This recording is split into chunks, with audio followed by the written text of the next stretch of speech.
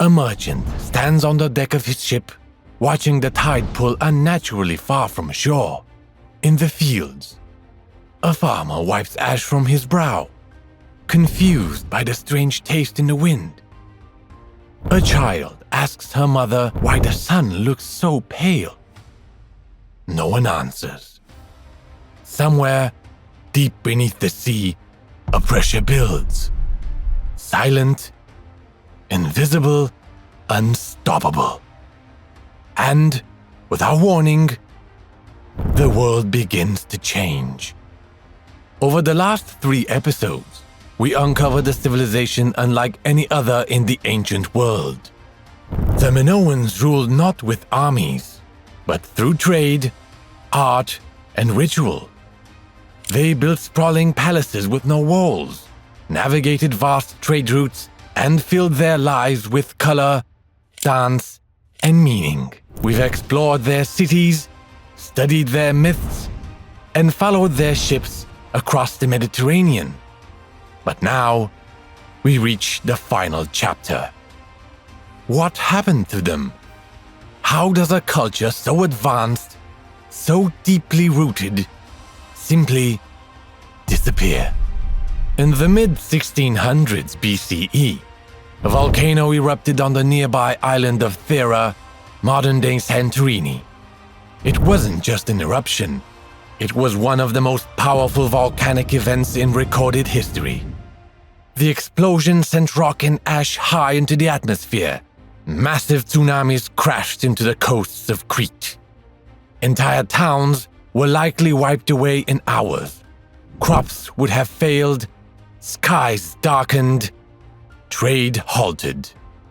And for a society built around seafaring and seasonal abundance, that kind of chaos isn't temporary, it's existential.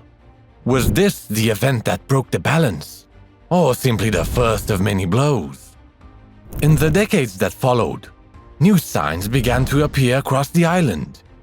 Linear A, the Minoan writing system, began to vanish. In its place, a new script emerged. Linear B, a form of Greek. The Mycenaeans, a rising power from the Greek mainland, had arrived. They brought with them new languages, new gods, and a very different way of life.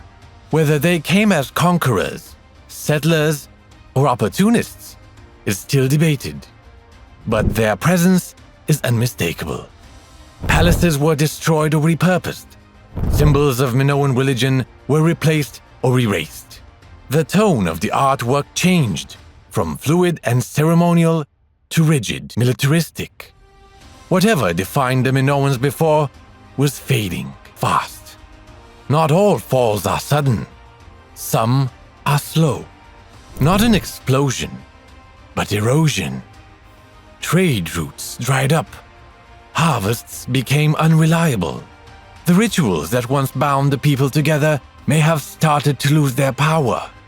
In Knossos, a priest performs a ceremony in an empty hall. The flame flickers, but no one watches.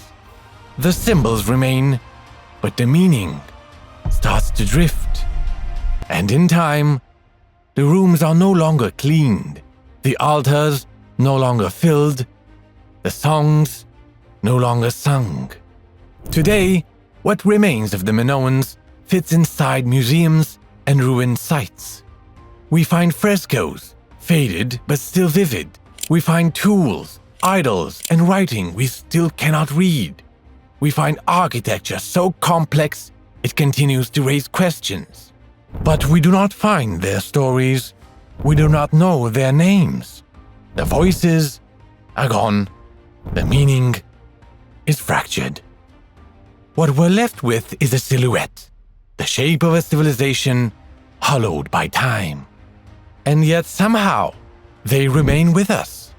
Through the myths that outlived them, the labyrinth, the Minotaur, the fall of a once great king.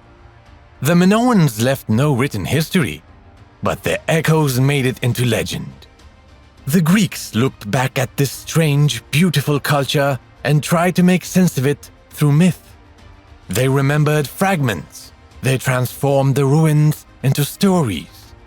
And maybe that's the truest kind of legacy. Not to be understood, but to be remembered. The Minoans are gone. Their language is unread. Their gods are silent. Their palaces stand, but their world is lost. Still, if you're hearing this story, they haven't been forgotten. This was Chronica Arcana, the Minoans. Thank you for exploring this lost world with us. A new story begins soon.